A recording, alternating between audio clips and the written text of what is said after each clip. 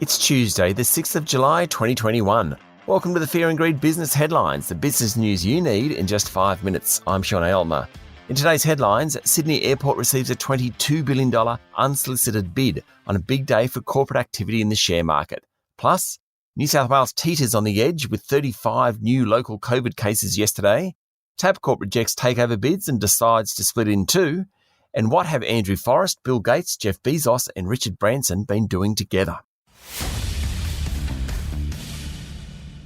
Our lead story today, a consortium of infrastructure investors yesterday made a $22 billion bid for Sydney Airport, sending its share price up 34%. But the board of Sydney Airport, one of the few remaining listed airports around the world, told investors to take no action given the pandemic had disrupted normal trading. The bid of $8.25 a share is more than 40% higher than the group's closing price last Friday, but still below the airport's pre-pandemic trading price of close to $9 a share. It closed yesterday at $7.78 a share. The consortium includes IFM Investors, which is owned by 26 local superannuation funds, Q Super, which stands for Queensland Superannuation, and the US's Global Infrastructure Management. Airports are attractive infrastructure assets in low interest rate environments because they provide stable returns. In Sydney's case, Australia's geography and long-term growth in population rates means more people will need to fly around the country. There's no doubt the bid is opportunistic. If we hadn't had COVID, in all likelihood, Sydney Airport's share price would be well above the bid price. The bid also demonstrates the power of the big fund managers, particularly superannuation funds. With 10% of our wages going into superannuation funds, they have a steady flow of money and are looking to buy up undervalued assets. They have the patience and financial wherewithal to hold them and turn them around. The next couple of months are going to be fascinating. In overseas news, global food prices have hit 9-year highs, reflecting strong demand from China and weather concerns, as well as a lack of labour due to the COVID-19 virus restricting movement. But according to the Organisation for Economic Cooperation and Development and the United Nations, prices will flatten in coming years as supplies of farming products rise and demand for grains and fish slows. Brent crude oil prices rose above $77 a barrel for the first time since 2018 overnight, after OPEC Plus, a group of the largest oil producers, failed to reach agreement on lifting output. Production will remain at current levels in August, a time of strong demand because of the Northern Hemisphere driving season.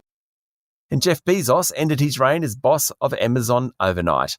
The 57-year-old, who is worth around $203 billion, according to Bloomberg, will be replaced by head of Amazon Web Services, Andy Jassy. It will mark exactly 27 years since Mr. Bezos started the business. Later this week, Mr. Bezos is heading into space, literally, in his self-funded rocket ship. Locally, if you're not in New South Wales, COVID restrictions and border closures are steadily lifting. Tasmania has lifted restrictions on visitors from Western Australia and Northern Territory. WA will open its borders to Victorians. South Australia will allow dancing and singing and larger indoor gatherings. But in New South Wales, things aren't so good. There were 35 new local cases yesterday, though pleasingly all but 2 were linked to existing cases, and 28 of them had been isolating. Premier Gladys Berejiklian is due to make a call on lifting restrictions later in the week, and she said today and tomorrow will be critical in determining what happens. Tabcorp has decided to demerge its lotteries and Keno business, rejecting takeover offers for its wagering and gaming enterprises.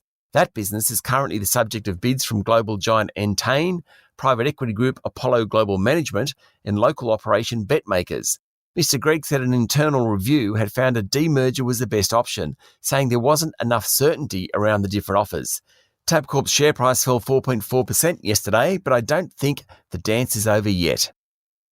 There was plenty of economic news around yesterday. The number of job advertisements rose for the 13th consecutive month during June, and are consistent with an unemployment rate of around 5%, according to ANZ. Retail sales in Australia rose 0.4% during June and was 7.7% higher than a year ago. And the number of dwelling approvals have fallen over the past couple of months, coming off record highs thanks to the home builder subsidy, which ended in March.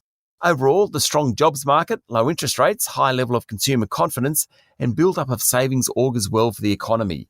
We'll find out more about what the Reserve Bank thinks later today following the meeting of the central bank's board. And Andrew Forrest is hanging out with the rich boys. Mr. Forrest has put $50 million into a Bill Gates-led venture capital fund, which focuses on emerging greenhouse gas-reducing technologies. Others in the fund include Amazon's Jeff Bezos, Virgin founder Richard Branson, former New York City Mayor Michael Bloomberg, and Saudi Arabia's Prince Al-Walid bin Talal. That's the Fear and Greed business headlines for today. Make sure you hit follow so you get it every morning. And if you'd like more detail and more stories, search for our longer daily podcast called Fear and Greed.